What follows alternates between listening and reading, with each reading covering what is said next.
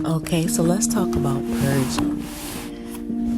Any new season requires some degree of purging. Depending on your lifestyle, family habits, family structures, purging can feel like your guts are being ripped out. Letting go of things can feel like a tear in your soul, like a loss, like you want to grieve what you don't have anymore, especially when you are in a season when God is pruning you. And it's particularly difficult to following seasons of grief, loss, or isolation. Your life is filled with items that hold memories and feelings like nostalgia and love and laughter, wishes and hopes and dreams and delusions. We connect with them as part of our being. Sometimes we don't realize we get accustomed to them being there. We feel a sense of comfort, familiarity, and also remorse, regret, and pain. If we could let go, we would experience true freedom. Sometimes we can't see past the pain of letting go. We can't envision the other side of the mountain because it feels like we're letting go of the people we associate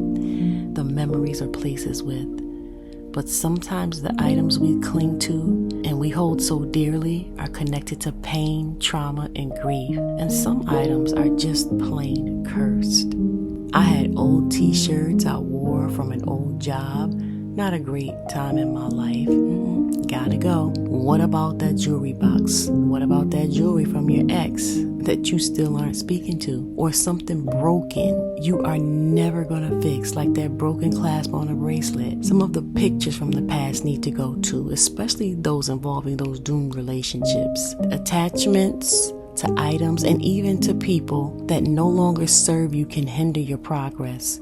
You have to make room for the things you desire. It's preparation and an act of faith. Be ready to receive. My story with purging is a gruesome one. I held on to things out of guilt, habit, fear, and generational practice. I lived with my mom and grandmother growing up.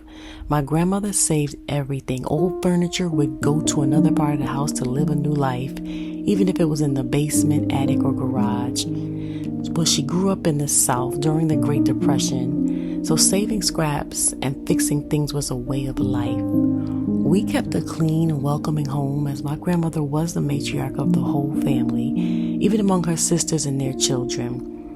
But later in her life, her and my mom started accumulating things, and even though they could afford a better quality of life, they never disposed of anything old. Habit and school of thought kept them bound, and they would say things like, "You could use that someday. What you gonna give that away for? It's still good." You never know. As a result, the attic, basement, garage, and house was full of stuff. Don't get me wrong, it wasn't a hoarder's house, but man, things were in every corner, behind the sofa, under the kitchen table, the steps leading to the attic, stacked on dressers, overflowing closets, all sorts of makeshift ways to conceal stuff. I found my report cards even one time, like from the 1st through the 5th grade, just to give you an idea of what was saved. I totally inherited the pack rat syndrome from my mom, who loved to shop.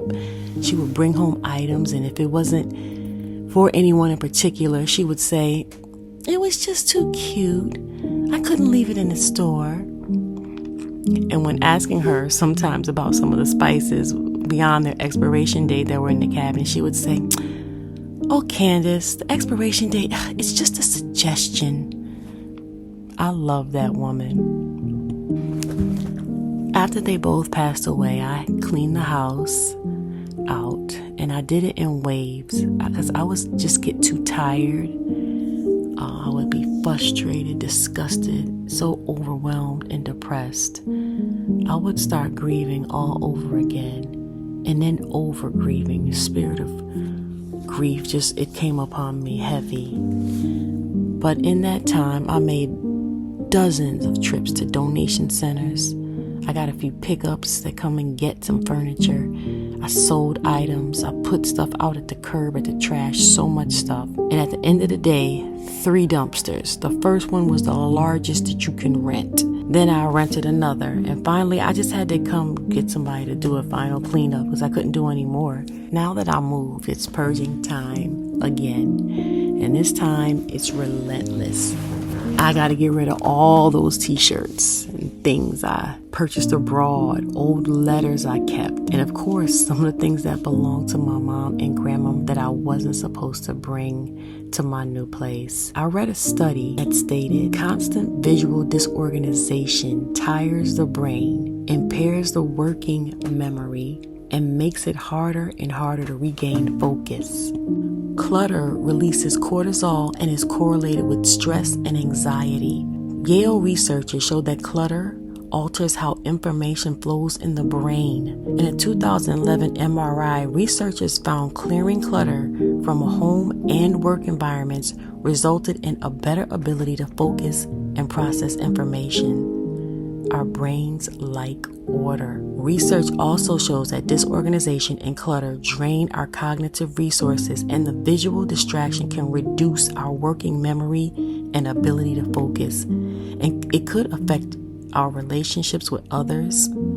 Okay, so if you want to be in a relationship and you want to, your man to feel good when you come in, when he comes in, clean it up.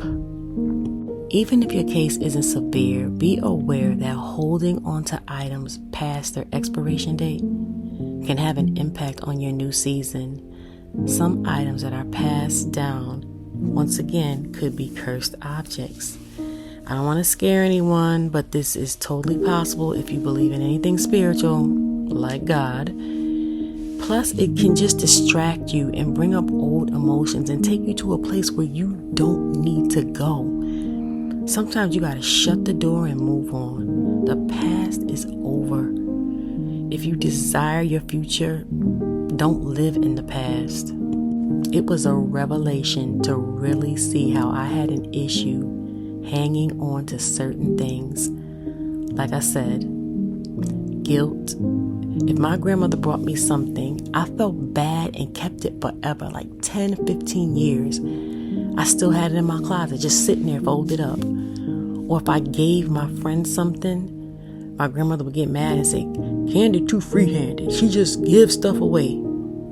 Okay, she did give stuff away too, but it was necessary. She deemed it necessary. Somebody needed something. Somebody was in a fire or just needed something. They were in a situation where they couldn't afford anything. She would give things away too, but that was absolutely necessary.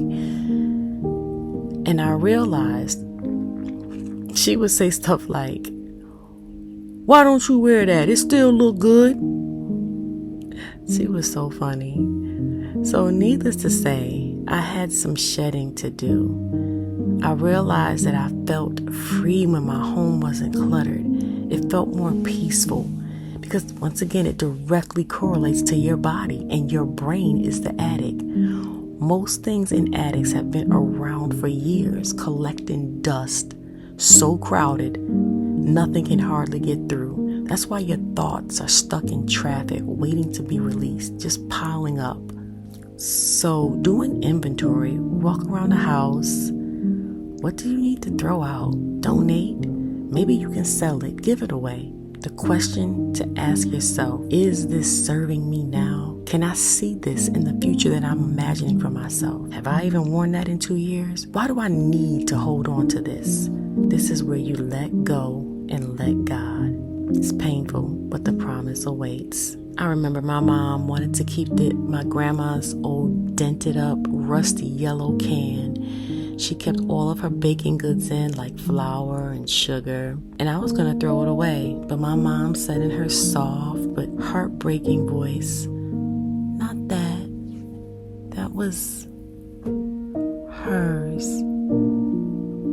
And I felt that same pain when she died. But the laughs, the fun, and the love remains, and it will never get discarded. It can't. So purge out the old season of your life. I myself constantly ask the Holy Spirit to reveal to me what needs to go. So let's go well, waiters. You're going to wait well, and purging will help you do that. P.S. I'm keeping the gun. Grandma's gun. Oh, yeah. My mom's sweet, comforting voice lives on forever in my soul. And Grandma, I smile every time I remember coming home to visit before I moved back, every single time. When me, Auntie, and my cousins left, she said, I enjoyed you. I enjoyed you. And it's funny how at the time it was just her normal closing remarks, but now it so deeply resonates in me that a not particularly affectionate, hard on the outside woman was so filled by love and loved the presence of all of her host of family, nieces, nephews, children, grandchildren, great-grandchildren. So while we do this, enjoy the wait and purge. Bye for now. Walk in peace.